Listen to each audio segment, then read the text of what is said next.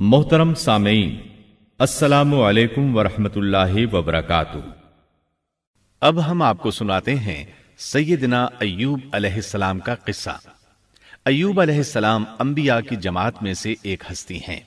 اللہ تعالیٰ نے صبر کے معاملے میں بطور خاص ان کا تذکرہ فرمایا ہے، لوگوں کے لیے ایک مثال اور نمونہ ٹھہرایا ہے۔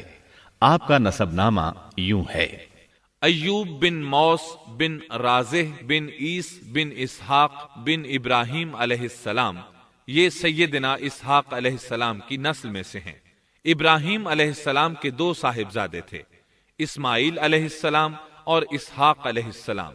ان کے بعد سب کے سب انبیاء کرام اسحاق علیہ السلام کی نسل سے تھے، سوائے نبی کریم صلی اللہ علیہ وسلم کے۔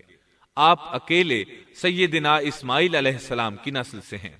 اسحاق علیہ السلام کے بیٹے ہیں یعقوب علیہ السلام۔ انہی یعقوب علیہ السلام کو اسرائیل بھی کہا جاتا ہے۔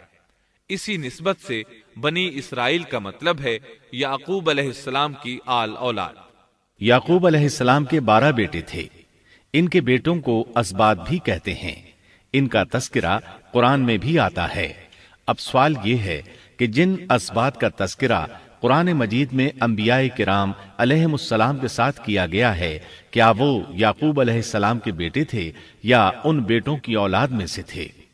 اکثر علماء کرام نے یہ اشارہ دیا ہے کہ اسباط لفظ سے جن انبیاء کرام علیہم السلام کی طرف اشارہ کیا گیا ہے وہ یعقوب علیہ السلام کے بیٹے نہیں ہیں، اس لیے کہ انہوں نے تو یوسف علیہ السلام کے قتل کی کوشش کی تھی، اپنے والد سے جھوٹ بولا تھا، ایسے اور بھی غلط کام کیے تھے، تو ان حرکات کے کرنے والے انبیاء نہیں ہو سکتے، جبکہ اسباط سے مراد وہ انبیاء کرام ہوں گے جو ان بیٹوں کی نسل سے آئے ہوں گے۔ بنی اسرائیل کے 12 قبیلے تھے اور قبیلے کو سبط بھی کہتے ہیں، اس لیے انہیں اسباط بھی کہا جاتا ہے، یعنی بنی اسرائیل ان قبیلوں میں تقسیم ہو گئے۔ اسی طرح سیدنا ایوب علیہ السلام سیدنا اسحاق علیہ السلام کی اولاد میں سے ہوئے۔ سورہ انعام آیت 84 میں اللہ فرماتے ہیں: وَمِن ذُرِّيَّتِهِ دَاوُودَ وَسُلَيْمَانَ وَأَيُّوبَ وَيُوسُفَ وَمُوسَى وَهَارُونَ، اور اس کی اولاد میں سے داؤد اور سلیمان اور ایوب اور یوسف اور موسیٰ اور ہارون۔ تو یہ سب کے سب سیدنا ابراہیم علیہ السلام کی نسل سے تھے۔ ایوب علیہ السلام بھی اللہ تعالیٰ کے نبی اور رسول تھے۔ سورۃ النساء آیت 163 میں اللہ تعالیٰ فرماتے ہیں: إِنَّا أَوْحَيْنَا إِلَيْكَ كَمَا أَوْحَيْنَا إِلَىٰ إِبْرَاهِيمَ وَإِسْمَاعِيلَ وَإِسْحَاقَ وَيَعْقُوبَ وَالْأَسْبَاطِ وَعِيسَى وَأَيُّوبَ وَيُونُسَ وَهَارُونَ وَسُلَيْمَانَ وَآتَيْنَا دَاوُودَ زَبُورًا۔ یقیناً ہم نے آپ کی طرف اسی طرح وحی کی ہے جیسا کہ نوح اور ان کے بعد والے نبیوں کی طرف کی، اور ہم نے وحی کی ابراہیم اور اسماعیل اور اسحاق اور یعقوب اور ان کی اولادوں پر، اور عیسیٰ اور ایوب اور یونس اور ہارون اور سلیمان کی طرف، اور ہم نے داؤد کو زبور عطا فرمائی۔ اللہ تعالیٰ نے ان سب انبیاء کرام علیہم السلام کی طرف وحی فرمائی، اور ایوب علیہ السلام بھی ان رسولوں میں سے ایک ہیں۔ اللہ تعالیٰ نے آپ کو آپ کی قوم سوران کی طرف مبعوث فرمایا۔ یہ قوم ملک شام میں رہائش پذیر تھی۔ آپ بہت زیادہ مالدار تھے۔ اللہ تعالیٰ نے آپ کو بہت زیادہ نعمتوں سے نوازا تھا۔ آپ کے پاس بے شمار مویشی تھے، لا تعداد نوکر چاکر تھے۔ اللہ نے آپ کو بہت سی زرعی زمین بھی عطا فرمائی تھی۔ آپ تاجر بھی تھے۔ تجارت کا سلسلہ دور دور تک پھیلا ہوا تھا۔ اللہ تعالیٰ نے آپ کو کثیر اولاد بھی عطا فرمائی تھی۔ آپ کے ہاں 7 بیٹے اور 7 بیٹیاں تھیں۔ آپ خود بھی صحت مند اور طاقتور تھے۔ آپ کے اصحاب کی تعداد بھی کافی تھی۔ گویا اللہ تعالیٰ نے آپ کو گوناگون نعمتوں سے نوازا تھا۔ آپ روئے زمین پر نعمتوں سے مالا مال شخص تھے۔ اللہ تعالیٰ نے آپ کو آزمانا چاہا تاکہ بعد میں آنے والے لوگوں کے لیے آپ صبر کی مثال بن جائیں۔ آخر صبر کا مرحلہ شروع ہو گیا، آپ کا سب مال و متاع ہلاک ہو گیا، یہاں تک کہ آپ فقیر ہو گئے۔ آپ کی زندگی ہی میں آپ کی ساری اولاد اللہ کو پیاری ہو گئی۔ کسی کا ایک بیٹا بھی فوت ہو جائے تو وہ کتنا غمگین ہوتا ہے، متاثر ہوتا ہے۔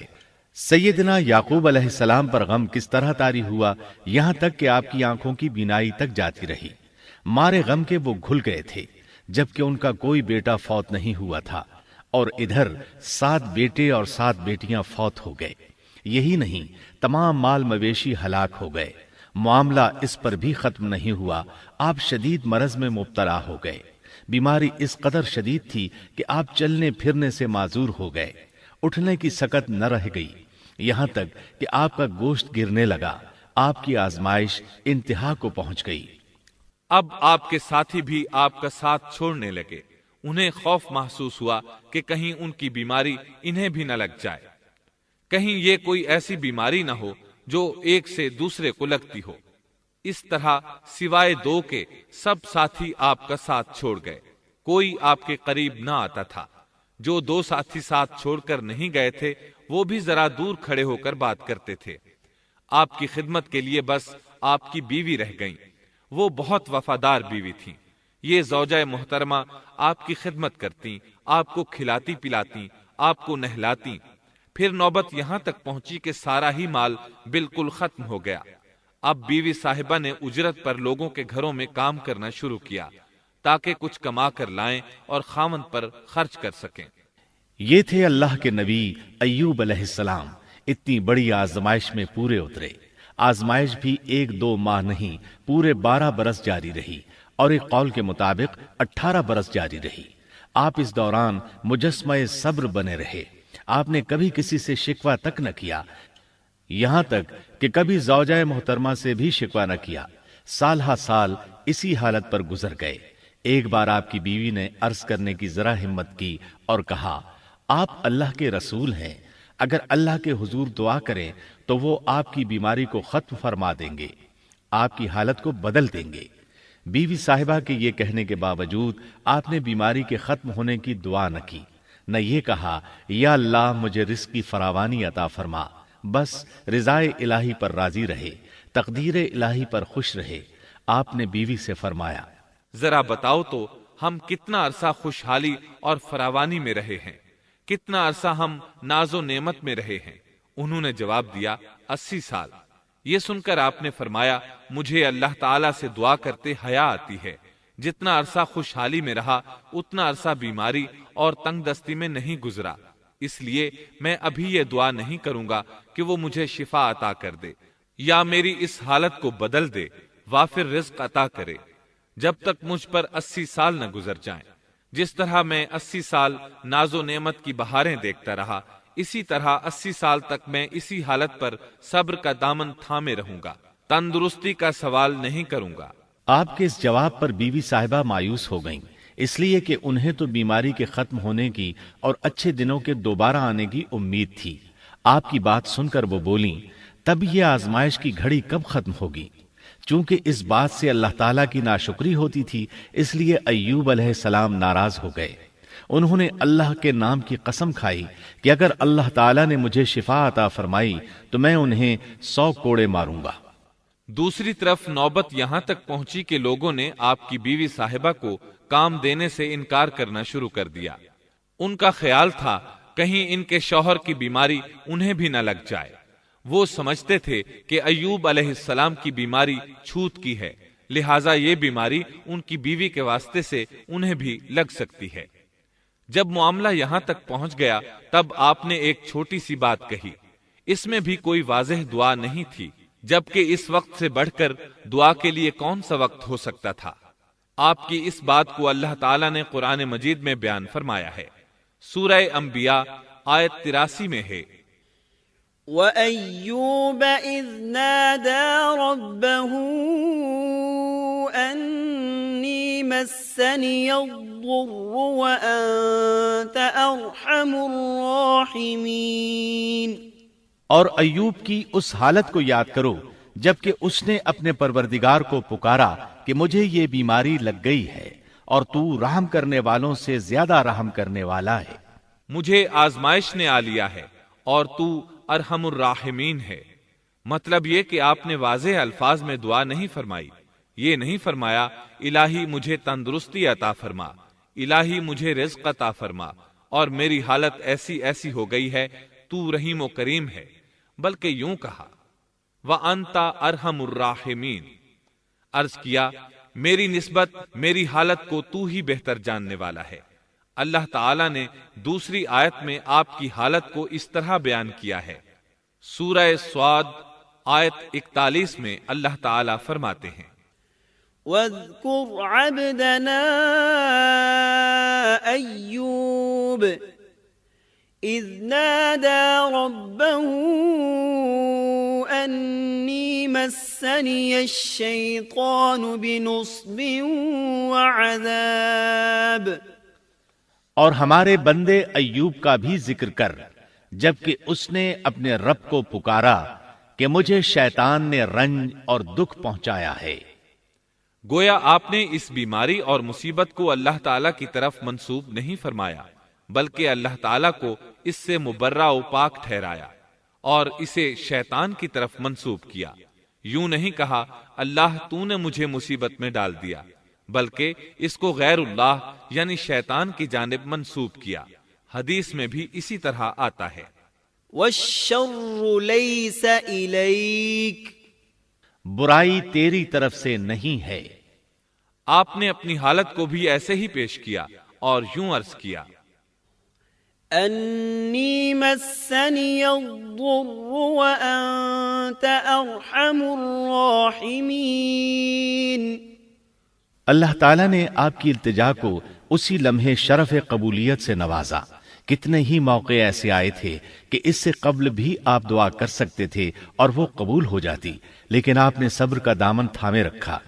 اسی لیے مدتوں سے ضرب المثل چلی آ رہی ہے صبر ایوب۔ جب آپ نے اپنے پروردگار سے اس انداز میں دعا مانگی تو اللہ تعالیٰ نے ان سے آزمائش ختم کر دی۔ اللہ تعالیٰ سورہ صاد آیت 42 میں فرماتے ہیں ارکض برجلک هذا مغتسل بارد وشراب، اپنا پاؤں مارو، یہ نہانے اور پینے کے لیے ٹھنڈا پانی ہے۔ جب انہوں نے پاؤں زمین پر مارا تو پانی کا چشمہ جاری ہو گیا۔ علماء کرام کہتے ہیں جب انہوں نے اس پانی سے غسل کیا تو جسم کے بیرونی حصے سے بیماری ختم ہو گئی، اور جو ہی پانی پیا جسم کے اندرونی حصے کی بیماری ختم ہو گئی، اور یہ اللہ عز و جل کا عظیم احسان ہے۔ پھر سے بالکل تندرست بن گئے، ان کی صحت و توانائی لوٹ آئی، ایسے صحت مند ہو گئے جیسے پہلے کبھی ہوا کرتے تھے۔ ان کی زوجہ محترمہ باہر سے گھر آئیں تو بالکل نہ پہچان سکیں۔ ان سے پوچھنے لگیں کیا آپ نے اللہ کے نبی میرے خاوند یعنی مرض میں مبتلا شخص کو دیکھا ہے؟ اللہ کی قسم جب میرے خاوند صحت مند تھے تو بالکل آپ جیسے تھے، میں نے آپ سے بڑھ کر ان سے ملتا جلتا آدمی آج تک نہیں دیکھا۔ اس پر ایوب علیہ السلام بولے کیا تم نے مجھے پہچانا نہیں؟ انہوں نے حیران ہو کر پوچھا آپ کون ہیں؟ تب وہ بولے میں ایوب ہوں۔ وہ بولیں سبحان اللہ، اس کا مطلب ہے بیماری ختم ہو گئی، اللہ تعالیٰ کا احسان ہو گیا۔ اس کے بعد اللہ تعالیٰ نے انہیں اہل و عیال کی نعمتیں بھی لوٹا دیں، ان کے مویشی بھی انہیں واپس مل گئے۔ سیدنا ابن عباس رضی اللہ عنہما فرماتے ہیں اللہ تعالیٰ نے صرف انہیں ہی اپنے فضل و کرم سے نہیں نوازا بلکہ ان کے ساتھ ان کی اہلیہ کو بھی اپنے خاص فضل و کرم سے نوازا، اس لیے کہ انہوں نے بھی اس عظیم آزمائش میں صبر کیا تھا، عظیم صبر کا مظاہرہ کیا تھا۔ اللہ تعالیٰ نے ان کی جوانی کو بھی لوٹا دیا۔ ان سے سیدنا ایوب علیہ السلام کے ہاں 26 بیٹے بیٹیاں پیدا ہوئے۔ یہ روایت بھی ملتی ہے کہ 26 بیٹے ہی بیٹے تھے، بیٹیاں اس کے علاوہ تھیں۔ اللہ تعالیٰ سورہ انبیاء آیت 84 میں فرماتے ہیں وَآتَيْنَاهُ أَهْلَهُ وَمِثْلَهُمْ مَعَهُمْ رَحْمَةً مِّنْ عِنْدِنَا وَذِكْرَى لِلْعَابِدِينَ، ہم نے اس کو اہل و عیال عطا فرمائے، بلکہ ان کے ساتھ ویسے ہی اور اپنی خاص مہربانی سے، تاکہ سچے بندوں کے لیے سبب نصیحت ہو۔